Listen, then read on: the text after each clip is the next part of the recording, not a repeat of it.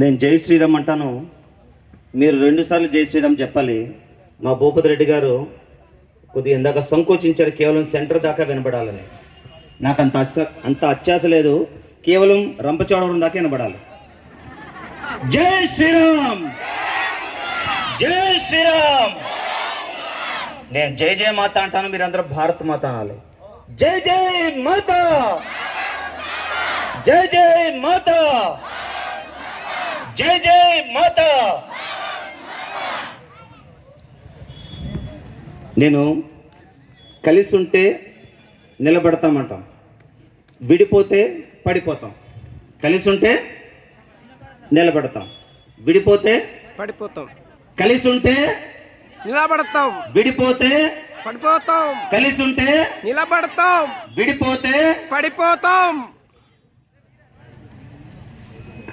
రాష్ట్రీయ స్వయం సేవక్ సంఘ్ మారేడుమిల్లి ఉపమండల హిందూ సమ్మేళనానికి విచ్చేసి వేదిక మీద ఉన్నటువంటి అధ్యక్షులు శ్రీ పుచ్చల గురునాథ్ రెడ్డి గారు, ఉపాధ్యక్షులు శ్రీ కర్రి శ్రీనివాసరెడ్డి గారు, గొర్రెల మురళీకృష్ణ గారు, మన అతిథి శ్రీ అప్పాజీ గారు, అలాగే వేదిక ముందున్నటువంటి హిందూ సమ్మేళన నిర్వహణ సమితి,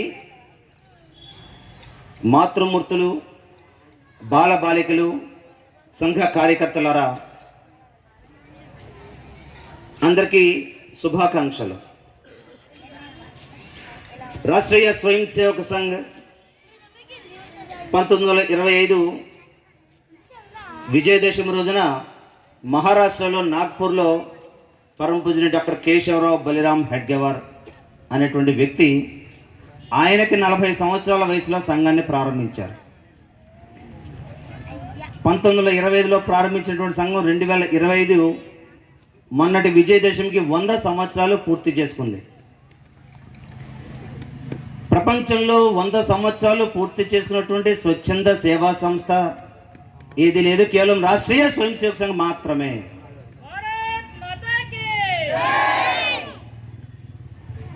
సంఘాన్ని ప్రారంభించడానికి పరమ పూజ్య డాక్టర్జీకి 40 సంవత్సరాలు పట్టింది. బాల్యం నుంచి దేశభక్తులు, అనేక స్వతంత్ర ఉద్యమాల్లో పాల్గొన్నారు, జైలుకి వెళ్ళారు. అనేక సందర్భాల్లో నాగ్పూర్లో ఉండేటువంటి అనేక పెద్దలతో కలిసి చర్చిస్తూ మాట్లాడుతూ 8,000 సంవత్సరాల చరిత్ర, సంస్కృతి, సాంప్రదాయ కలిగినటువంటి ఈ భారతదేశము ఎందుకు పరాధీనం పాలైంది? 1500 సంవత్సరాల పాటు మన భారతదేశాన్ని అనేక మంది బానిసలుగా చేసి పరిపాలించారు. 200 సంవత్సరాల పాటు బ్రిటిష్ వాళ్ళు పరిపాలించారు. అందులో ఇంత చరిత్ర కలిగినటువంటి భారతదేశం ఎందుకు పరాధీనం పాలైంది, ఎందుకు బానిస దేశం అయిపోయింది? అనేక మందితో చర్చించారు, మాట్లాడారు. అనేక మందితో కలిసి అధ్యయనం చేశారు. వారి అధ్యయనంలో తేలింది ఏంటయ్యా అంటే, ఈ దేశంలో ఉండేటువంటి సాధారణమైనటువంటి హిందూ, నేను హిందూ అనేటువంటి విషయాన్ని మర్చిపోయాడు. ఇది హిందూ దేశము, ఇది హిందూ సమాజం అనేటువంటి విషయాన్ని మర్చిపోయాడు. ఈ దేశానికి, ఈ సమాజానికి ఇది హిందూ దేశము, ఇది హిందూ సమాజం అనేటువంటి విషయాన్ని గుర్తు చేయాలని చెప్పి పరమ పూజ్య డాక్టర్జీ 1925లో అనుకున్నారు. వారు సంఘాన్ని ప్రారంభించారు. కాబట్టి సంఘాన్ని ప్రారంభించినప్పుడు అనేక సందర్భాల్లో ఈ ధర్మం గురించి మర్చిపోయారు అనేటువంటి విషయాన్ని సమాజంలో అనేక మంది దగ్గరికి తీసుకువెళ్ళారు. అనేక మందితో చర్చించిన తర్వాత హిందువులందరూ కూడా ఒక సంఘటితపరచాలి. ఈ దేశంలో ఉండేటువంటి హిందువులందరూ కూడా స్వాభిమానం కలిగినటువంటి వ్యక్తులుగా తయారు కావాలి. ఈ ధర్మం నాది, ఈ సమాజం నాది, ఈ దేశం నాది అనేటువంటి వ్యక్తులుగా తయారు కావాలని చెప్పి అనుకున్నారు. అనేక మందితో సంప్రదించిన తర్వాత రాష్ట్రీయ స్వయం సేవక సంఘాన్ని ప్రారంభించారు. అక్కడ కూర్చున్నటువంటి పిల్లలు ఏదైతే 8, 10, 15 సంవత్సరాల వయసులోపు ఉండేటువంటి ఒక 15 మంది పిల్లలతో సంఘాన్ని ప్రారంభించారు. ఆ వయసు ఉండేటువంటి పిల్లలతో సంఘాన్ని ప్రారంభించిన తర్వాత ఏం కార్యక్రమాలు చేయాలి, సమాజంలో సంఘాన్ని ఏ విధంగా తీసుకెళ్ళాలి, ఏమేం కార్యక్రమాలు చేస్తే ఇది హిందూ సమాజం, ఇది హిందూ అందరూ కూడా గుర్తిస్తారని చెప్పి ఆలోచించి అనేక కార్యక్రమాల శాఖ అనేటువంటి ఒక కార్యక్రమాన్ని రూపొందించారు. ఒక గంట సేపు అన్ని వయసుల వాళ్ళు ఆబాల గోపాలం అనేటువంటి 10 సంవత్సరాల నుంచి 60 సంవత్సరాల వయసులో ఉండేటువంటి ప్రతి ఒక్కరూ కూడా వారి యొక్క వయసును మరిచిపోయి ప్రతిరోజు ఒక చోట కలవాలి. ఒక నిర్ణీత స్థలంలో, ఒక నిర్ణీత సమయంలో, నిర్ణయించిన చోట కలవాలి. కలిసి ఏం చేయాలి? కలిసి వాళ్ళ యొక్క శరీర సామర్థ్యానికి తగ్గట్టుగా కొన్ని ఆటలు ఆడాలి, కొద్దిగా వ్యాయామం చేయాలి. ఇందాక ఒక పాట పాడారు మన మాధవరెడ్డి గారు. అట్లాంటి పాట పాడుకోవాలి. చివరికి భరతమాతాన్ని కీర్తిస్తూ ఒక ప్రార్థన చేయాలి. ఒక గంట సేపు కార్యక్రమం. సంఘ శాఖ సంఘం ఈ దేశము పరమ వైభవ స్థితిని సాధించాలి. దానికి డాక్టర్ జీ ఎంచుకున్నటువంటి మార్గం సంఘ శాఖ, హిందూ సంఘటన. హిందువులందరినీ సంఘటితపరిచినప్పుడు ఇది సాధ్యమవుతుందని చెప్పి అనుకుని సంఘాన్ని ప్రారంభించారు. అటువంటి మహత్తరమైనటువంటి సంఘము నేడు 100 సంవత్సరాలు పూర్తి చేసుకుని ఈరోజు దేశం మొత్తం మీద సుమారు 1,00,000 స్థలాల్లో ఇటువంటి హిందూ సమ్మేళనాలు జరుగుతున్నాయి. 1,00,000 స్థలాల్లో. అందులో మన ఈ మారేడుమల్లి గ్రామంలో జరిగేటువంటి ఒక ఉపమండల సమ్మేళనం ఒకటి. మన దేశం యొక్క గొప్పతనం, మన ధర్మం యొక్క గొప్పతనం ఏంటి అంటే, స్వామి వివేకానందుడు అమెరికాకు వెళ్ళినప్పుడు చెప్పాడు. మీ దేశం యొక్క గొప్పతనం ఏంటని చెప్పి వాళ్ళు అడిగారు. అమెరికాలో ఉండేటువంటి వాళ్ళు స్వామి వివేకానందుని అడిగారు. మా దేశం యొక్క గొప్పతనం త్యాగం, ధర్మం మా యొక్క గొప్పతనం, సేవ అనేటువంటిది మా ధర్మం యొక్క గొప్పతనం. మీ దేశానికి అది అవసరం లేకపోవచ్చు, కానీ మా దేశానికి అవసరం అని చెప్పి స్వామి వివేకానందుడు చెప్పాడు. దేశ విదేశాల్లో ధర్మం యొక్క గొప్పతనం గురించి, మన దేశం గురించి చాటిన వాళ్ళు చాలామంది ఉన్నారు. మొన్న మధ్య ఒక సందర్భంలో కూడా ఈ విషయాన్ని గుర్తు చేశాను. మన సంఘ కార్యకర్త ఒక ఆయన అమెరికా వెళ్ళినప్పుడు, సంఘ వ్యాప్తి కోసం, సంఘ కార్యం కోసం అమెరికా వెళ్ళినప్పుడు వాళ్ళు అమెరికాలో ఉండేటువంటి ఒక నగరానికి తీసుకెళ్లారు. ఫిలిప్స్ అనేటువంటి ఒక నగరం, ఫిలిప్స్. ఆ నగరం యొక్క అందాలను అది చూపిస్తూ ఉన్నప్పుడు, అయ్యా ఇక్కడ ఒక మంచి విశేషం ఉంది. ఈ విశేషం ఏంటంటే, ఈ అడుగుని ఈ అంతర్భాగంలో అనేక పర్వతాలు ఉన్నాయి, రండి మీకు చూపిస్తాను రండి అని చెప్పి తీసుకెళ్లారు. ఆ నగరంలో సుమారు 150 కిలోమీటర్ల పొడవు, 20 కిలోమీటర్ల లోతు, ఒక 50 కిలోమీటర్ల వెడల్పు ఉండేటువంటి ఒక పర్వతాలు ఆ లోయలకు తీసుకెళ్లారు. అవన్నీ చూపిస్తూ వాళ్ళకి ఒక చూపించారు. దూరంగా ఒక 3 కొండలు కనిపిస్తున్నాయి. ఆ కొండలు చూడండి ఒకసారి. ఆ కొండలే బ్రహ్మ, విష్ణు, మహేశ్వరులు అని చెప్పి అమెరికాలో చెప్పారు. చాలా ఆశ్చర్యం వేసింది దీనికి. ఎక్కడో అమెరికాలో బ్రహ్మ, విష్ణు, మహేశ్వరులు అని చెప్పి అంటున్నారని చెప్పి నవ్వుకున్నారు. కాసేపు నాకు ఒక చిన్న డాక్యుమెంటరీ ఉంటుంది, అది ఒకసారి చూడండి అని చెప్పి ఆయన అడిగారు. ఆ డాక్యుమెంటరీలో ఏం చెప్పారంటే, భారతదేశం నుంచి కొన్ని 100 సంవత్సరాల క్రితం ఇక్కడికి వచ్చారు. ఈ దేశం యొక్క గొప్పతనం, ధర్మం యొక్క గొప్పతనం గురించి చెప్తూ ఆ పర్వతాల గురించి బ్రహ్మ, విష్ణు, మహేశ్వరులు అని చెప్పారు. ఈ దేశం యొక్క గొప్పతనం ప్రపంచ దేశాలు గుర్తిస్తున్నాయి. కానీ మనం కూడా మన ధర్మం యొక్క గొప్పతనం తెలుసుకోవాలి. రాష్ట్రీయ స్వయం సేవక్ సంఘం ప్రారంభించిన తర్వాత 1925లో అనేక సందర్భాల్లో జాతీయ ఉద్యమాల్లో సంఘం పనిచేసింది. అనేక ఉద్యమాల్లో స్వతంత్రం కోసం పనిచేసినటువంటి సందర్భంలో సంఘ స్థాపకులైనటువంటి పూజనీయ డాక్టర్ జీ స్వయంగా జైలుకి వెళ్ళారు. స్వతంత్రోద్యమం నడుస్తుంది, సంఘ కార్యం ఎక్కడ ఆగకూడదు. నేను వ్యక్తిగతంగా ఈరోజు జైలుకి వెళ్తున్నాను, కానీ సంఘం ఎక్కడ ఆగకూడదు, హిందూ సంఘటన ఎక్కడ కూడా ఆగకూడదని చెప్పి వారు స్వయంగా జైలుకి వెళ్ళారు. సంఘ కార్యం ఆగలేదు ఎక్కడ కూడా. అనేక జాతీయ ఉద్యమాల్లో సంఘ స్వయం సేవకులు సంఘం నేరుగా పాల్గొంది. 1952లో సంపూర్ణ గోవధ నిషేధం కోసం జాతీయ ఉద్యమం జరిగింది.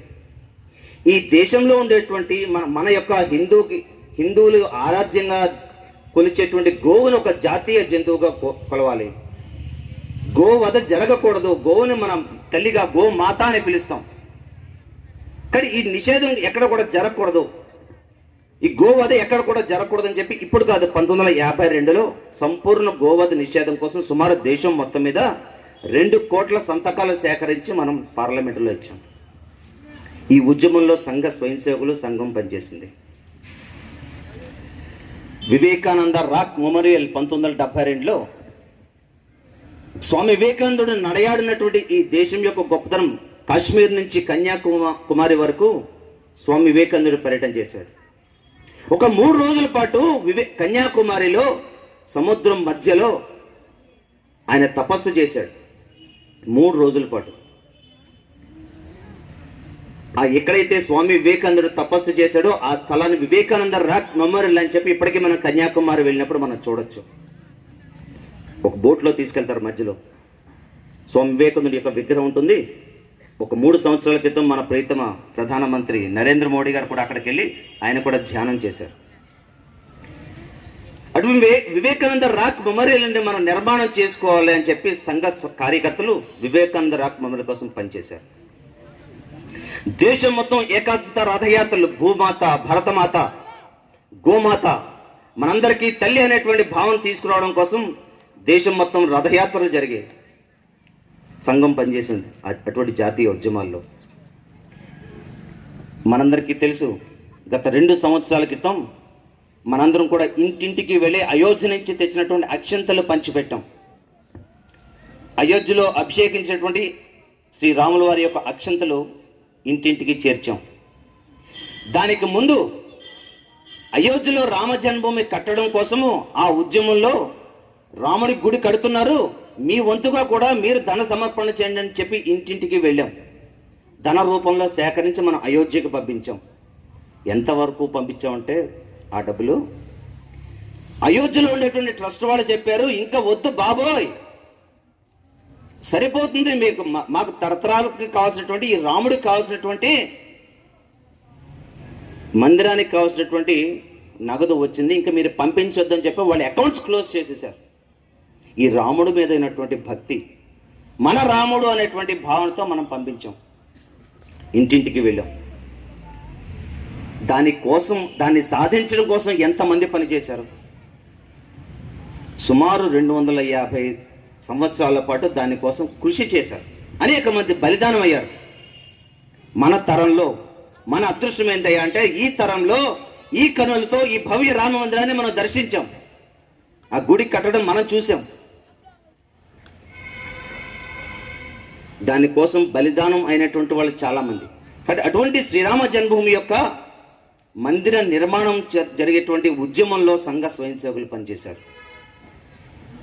తిరుపతి వెళ్తుంటాం, ఏడుకొండలవాడ వెంకటరమణ, అక్కడ ఉన్నటువంటి తిరుపతిలో ఉన్నటువంటి 7 కొండలు కూడా పూర్తిగా ఏడుకొండలవాడవే కాదు. ఇక్కడ కేవలం 2 కొండలు మాత్రమే ఏడుకొండలవాడివి, మిగతా 5 కొండలు ఏడుకొండలవాడిది కాదు.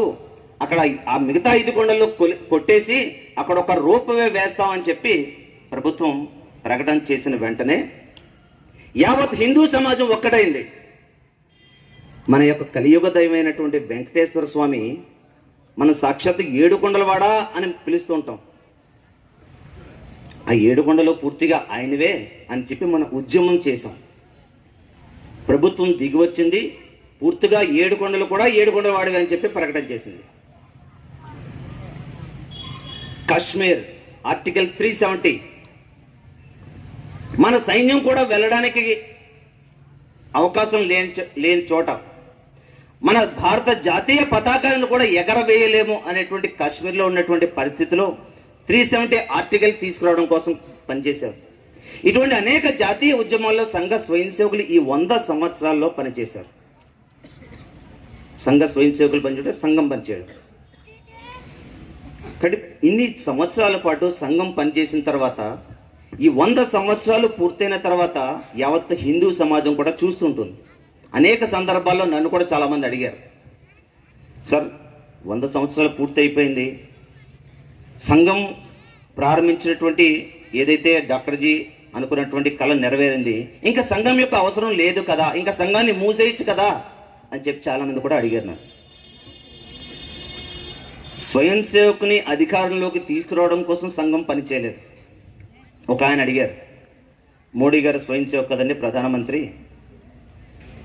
స్వయం సేవకుని అధికారంలోకి తీసుకురావడం కోసం మీరందరూ పనిచేస్తున్నారు కదా, గత 3 సార్లు ఆయనే కదా ప్రధానమంత్రిగా ఉన్నారు, ఇంకెందుకు సార్, ఇంకా సంఘం ఎందుకు సార్ అని చెప్పని అడిగారు. స్వయం సేవకుని సంఘము అధికారంలో ఉండడం కోసం సంఘం పనిచేయడం లేదు, సంఘం పనిచేసేది హిందూ సంఘటన కోసం. ఈ మార్పు హిందూ సమాజంలో రావడం కోసం ప్రతి వ్యక్తి కూడా అటువంటి భావాలు కలిగినటువంటి వ్యక్తులుగా దేశం కోసం ధర్మం కోసం పనిచేస్తున్న వ్యక్తులుగా తయారు కావడం కోసం సంఘం పనిచేస్తుంది. సమాజంలో ఇది ఆటోమేటిక్గా వచ్చిన తర్వాత సంఘం యొక్క అవసరం ఉండకపోవచ్చు, కానీ అప్పటి వరకు సంఘం ఉండాల్సిందే. ఈ వ్యక్తి నిర్మాణం జరుగుతూ ఉండాల్సిందే. ఇది ప్రతి నిత్యము జరుగుతూ ఉండాల్సిందే. అందుకోసం సంఘం పనిచేయాల్సిందే. ఇక్కడ సంఘం 100 సంవత్సరాలు పూర్తి చేసుకున్నటువంటి తర్వాత ఈ శతాబ్దిలో రాబో కాలంలో సంఘం నుంచి ఏం ఆశిస్తోంది, సమాజంలో కొన్ని మార్పులు కోరుకుంటుంది సంఘం. పంచ పరివర్తనల అర్థాన్ని 5 రకాల మార్పులను సమాజం నుంచి సంఘం ఆశిస్తోంది ఈ శతాబ్ది తర్వాత.